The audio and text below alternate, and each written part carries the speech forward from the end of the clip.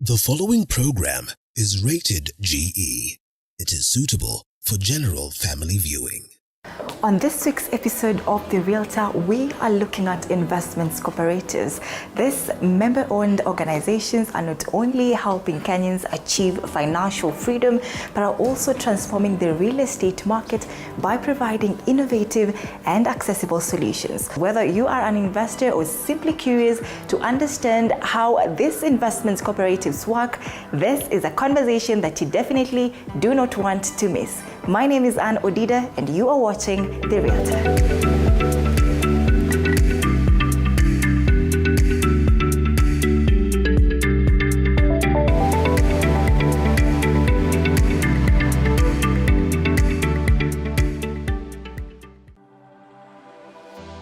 Hi. Hi, good morning. Good morning. Good to see you. Good to see you too. Karibu sana to The Realtor. Welcome to our office. All right, now we are here to understand the conversation. Our conversation today is about investments cooperatives. And as we've already told our viewer, we are at Safaricom Investments Cooperatives. We want to try and understand the correlation between these investment cooperatives and the real estate market. So for someone hearing about this investment cooperative for the very first time, how would you break it down in layman's language? Thank you, Anne, and thank you for having me. My name is Churchill Winston, the CEO of Safaricom Investment Cooperative. Just to break it down for somebody to understand, we in the business of investment. And when I say investment, is any kind of investment that you'll think about. Be it real estate, be it land business, be it facility management, be it security, be it insurance, any kind of investment. So initially, anytime you talk to anyone about Safaricom investment, they will talk and say they know Safaricom investment as a land and real estate. But currently, we are scaling up the business and we are diversifying our portfolio to venture into very different areas of investment. Yes. All right, so how has these cooperatives, investment cooperatives, over the years led or helped in the real estate development? So real estate has become one of the biggest business and a huge contributor to the GDP of the country. So investment companies have ventured into real estate, land business, real estate, because this is a huge contributor to the GDP of the country. And when I say contributor, it means in terms of employment, in terms of the remittances from diaspora, in terms of, I would say, job creation, business are banking on investment cooperative for their day-to-day business. So this has really contributed hugely for the growth of what I'll say MSMEs and SMEs. Yes. So what is so uniquely different between investment cooperatives and the traditional banks? What is so unique about this? So traditional banking, you'll find the normal, where you open an account and then you put deposit and then there's withdrawal, and also maybe if you were doing loan advance or applying for a loan. On the other side, investment companies are coming up with long-term projects that enable members to invest in areas that maybe the bank would not have allowed you. And the way the investment is structured is membership. The bank, on the flip side, does not have membership, just customers. So this membership is a collective bargaining power where people buy shares and through their contribution, then they can be able to negotiate for investment that suits them. They can be able to come up in an AGM and decide that this is the direction we are taking as members. So, and given that we are regulated by the Cooperative Act under the Ministry of Cooperative and SMEs, so then this puts the investment companies as an avenue to reach the underprivileged, the unserved in the bottom of the pyramid, and this makes businesses that no one thought about will blossom in terms of employment, in terms of GDP of the country. Yes. So I understand that investment, and you've talked about something quite interesting. You've mentioned those living in the mashinani areas. So I understand that investment cooperatives, you're trying to bridge the gap between those living just slightly above the poverty line and also those that are financially capable. So how do you ensure that these investments accommodate the general population? So if you look at the traditional banking, before, the underserved, the unprivileged, the bottom of the pyramid were not given a chance, per se, to access banking services. And this is one area that is huge. If you look at the population, this area is huge. So coming on board cooperative and circles came in handy for this niche of people. And when I say came in handy, you find that this category of people we're talking about, most of them will put their money in their mattress, in their houses and all that. But now that cooperative came on board, circles came on board, then this was an avenue for them also to enjoy the kind of, not to say banking, but the kind of investment that we'll want to see. For example, there's so many people in the law of the pyramid who will want to invest and own a house. Right. And during the traditional banking period, they were not able, because you'll be asked a lot of things, security and all that. But now that they've come together as members, your small contribution, my small contribution, put together, then gives us some capital. Then the capital we can invest in any project that we want. So today, anything that happens in the bank can also happen in the cooperative sector. If today you want to get access to a loan facility, you'll get it from the SACCO. If you want to buy a house, you'll get it from the cooperative investment company like Safaricom Investment. So this has changed the dynamics of how things are being done. Yeah. You see, there's also this aspect of somebody just, you buying the land for that particular business owner who wants to venture into the real estate market, but they don't have these funds to do so. So do you chip in and buy it for them as they pay, or how do you do it exactly? So what we do a lot of what we call due diligence. And as we do the due diligence, we ensure that the investment that we venture into are really credible. That is the first. Then from there, we now float this to the members for those who are interested and look at how we can help them. If they cannot buy cash, we can help them in terms of funding.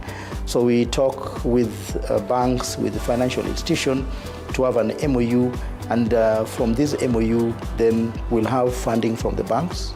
Yes, so the members will pay part of the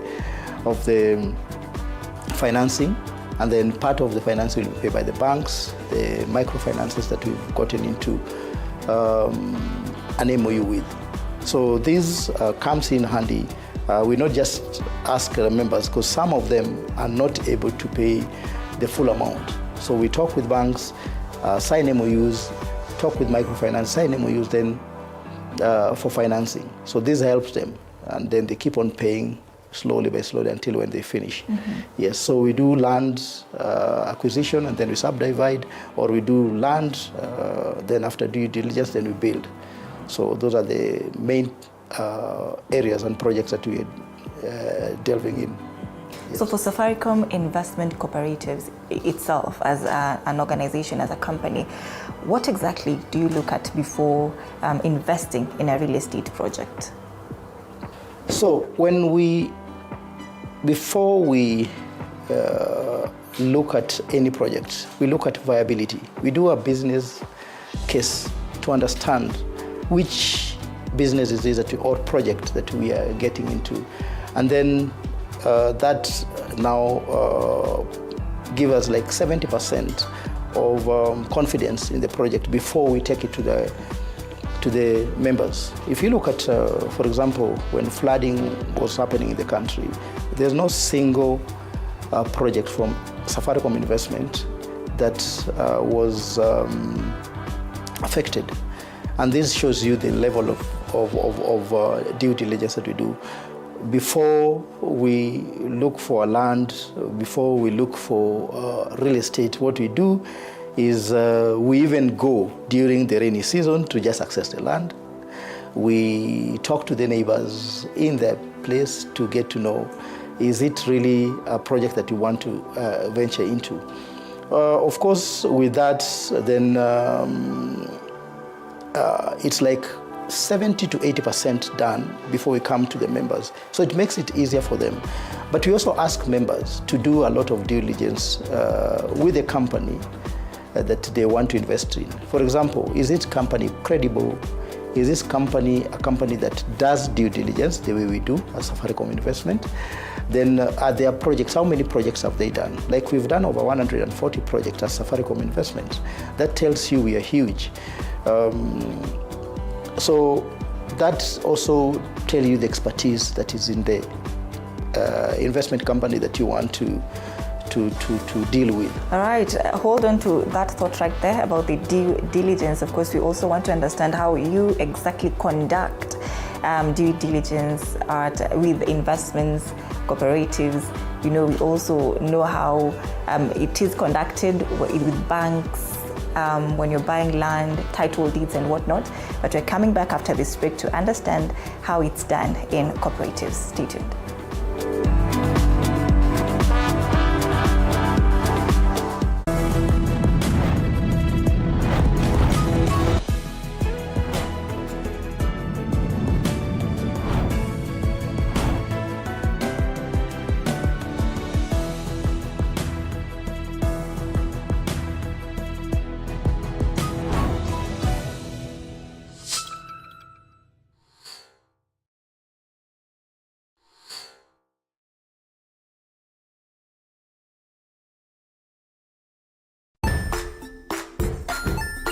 Hey there friends, welcome to Kids on the Block, where fun and imagination come alive. We dive into magical world filled with exciting adventures and awesome friends. What position were you in? I was number 2. What position were you? Number 1. He decided to cross the bridge by his house and look for food on the other side. We're going to do half cup of chocolate chips, and the other one, we're going to do half cup of the blueberries. So, grab your imagination hats and get ready to explore with us. Join us every Saturday at 9 a.m. for new friends, amazing stories, and tons of laughter.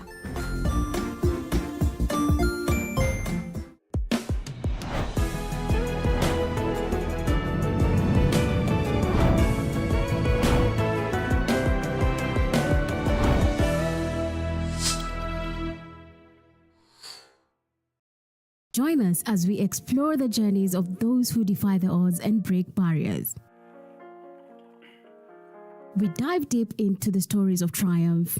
Sometimes when parenting a child with a special need or whatever disability, family life becomes a bit complicated and you may end up raising the child on your own. Here, we inspire. I have a farm which one we showcase with other dyslexic youths and autism, how to farm. Motivate. It's never easy, but what we do, the best thing is to work with another parent who has an elder child than yours. And break through the barriers one story at a time. Push your boundaries beyond the limit. Saturdays at 8 p.m.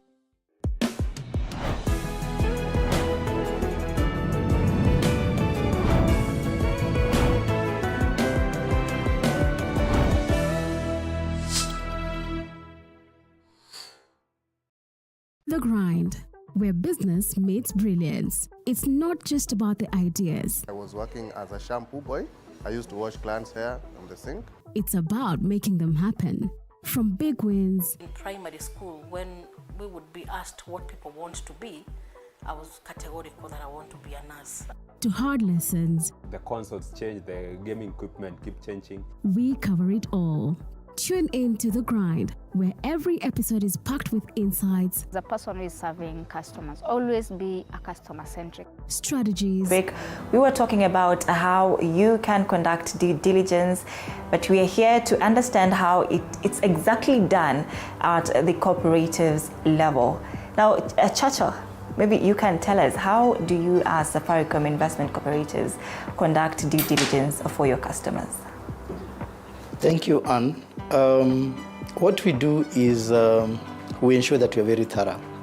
So the first thing first, we ensure that we get to the land office. Once we get the map, we get to the land office to ascertain that the map is genuine. Then we do a search. So after doing a search, we establish if the land belongs to the owner. We establish the land is in the map, because you could be having a land that is not in the map, so we are certain that the land is also in the map, the owner, and we also go an extra mile. Who did the owner get it from? So that we don't have historical issues. Over and above that, when we look at the map, we look at how accessible is the land, piece of land. For example, are there roads leading to the land? Are there other social amenities? Although that we will get to the bottom when we're now doing diligence with the owner of the parcel and when we are on the ground.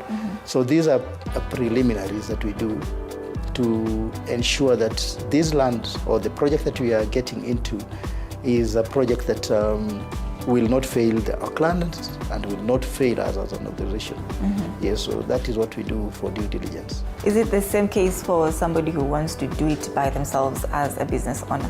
Yes. If you are a prospective buyer and you want to do due diligence, conduct due diligence, it's also important that you also visit the parcel by yourself. Get to ask if, for example, you can get the map and then go to the land registry and get the search to ascertain that that search is for example, for Anne, and it says Anne, then also get to know where did Anne buy it from, so that you don't have those historical issues affecting you after you buy the land.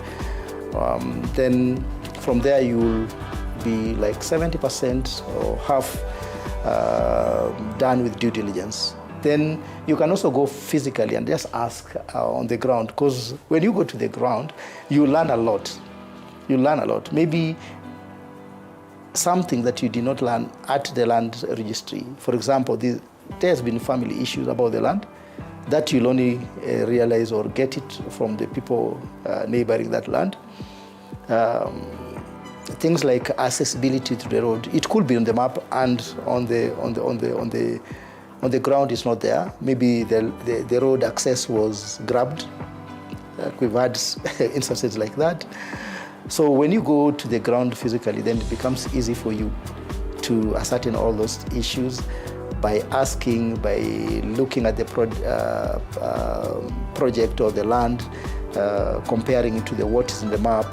If you see there's no, for example, access road and it's on the map, then you can ask the owner. So this shows on the map that there's a road that passes here. Where is the road? So they'll clearly tell you, okay, the road was grabbed, or the road is not there, or you have to do the road. So those are things that you know before you make a decision. Yes, and then you're talking, sorry to cut you short, Chacha. You're talking about something quite interesting, that you might be dealing with a land that is not on the map. How is this possible exactly? It is possible. This country, we've seen a lot of wonders. So the parcel could be on the map, but it's not on the ground, or the parcel could be on the ground and not on the map. We've seen people changing titles, we've seen people changing maps, we've seen people colluding to con Kenyans. So it is very vital that what is on the map is what is on the ground. And the next phase is also engaging maybe a surveyor to get to understand how the land is in terms of I would say the proportion of the land. If it's saying, for example, 1 acre on the map, it should be 1 acre on the ground. Yes. So say the return on investment has been so good from your members. Do you divide these extra benefits with the members, or you just keep it in the cooperative? So this depends on what the members tell us at the AGM. But basically what cooperatives do, and more so Safaricom, I'll talk about Safaricom investment. What we do is we give dividend at the end of the year, yes, and also ask our members what they will want us to do moving forward. Like now, the members are tasking us that we've just been venturing on real estate and lands. How do we diversify? Because real estate and land business is about diversification. You diversify the portfolio so that you de-risk the investment that you are in. So you find the members will pass a resolution at the AGM on what they will want. If they want dividend, we'll give them. But our core business is to give returns on investment to our members. Yes, like now our target is to do double-digit returns. So for example, if like we have over close to 3 billion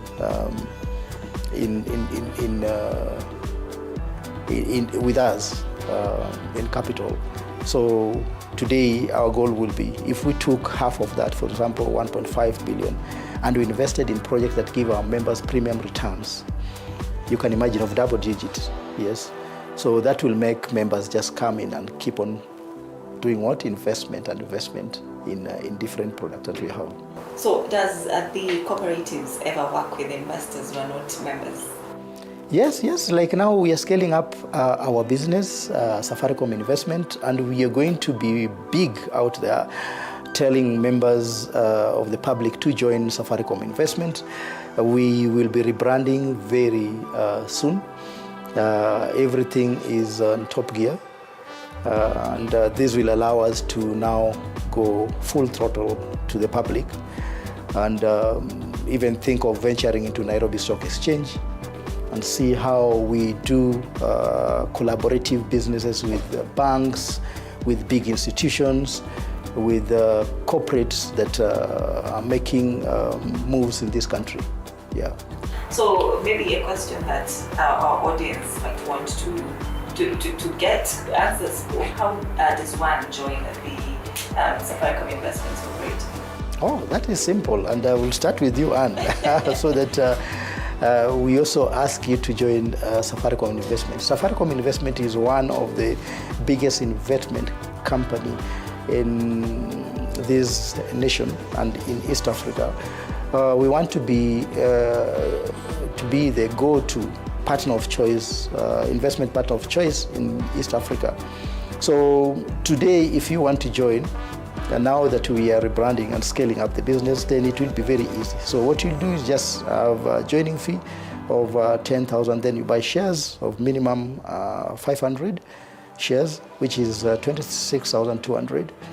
So then that now makes you a member of Safaricom Investment Cooperative, and then you join this movement. You become a cooperator. We call you a cooperator. Once you join the cooperative movement, you become a cooperator, and then from there you'll enjoy the benefits of becoming a member, which are so many. You enjoy the discounts in our projects. You get dividend at the end of the year.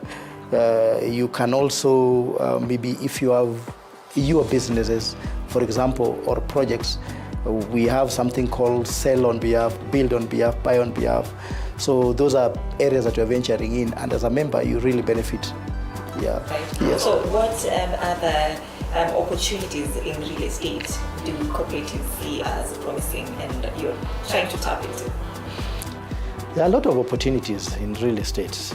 A lot of opportunities. Like now, we are also the first investment company to have a project in Ruaka. For example, that we are using what we call formworks. This is an innovation and technology that enables you to do your project very fast. So as we venture into this, then it means that we are creating jobs. We are bringing technology and innovation in the country that was not there. So this is an opportunity for people to learn. We've hired people from outside the country, Malaysia, India, to come and take us through this so that we learn. So this is an opportunity of us learning on how to venture into this project. So a project that will take you like 2 years, now it's taking us roughly 8 months to completion. And customers are really excited. So it brings a lot of excitement. It brings opportunity for learning. It brings employment. It brings exchange of ideas. It brings booming of economy. Because if a project was to take 2 years and now it's taking 6 months or 8 months, you can imagine what that means for the economy. All right. So as you wind up the show, of course, Churchill, what would you tell that investor who is looking for new opportunities to venture into in the real estate? Your parting shot. My parting shot is, one, join Safaricom Investment. This is where you need to be, Safaricom Investment. We are a very credible organization. Over and above that, we are now scaling up. Scaling up means we are opening up to the public. You will see a lot of projects. You'll see a lot of things happening.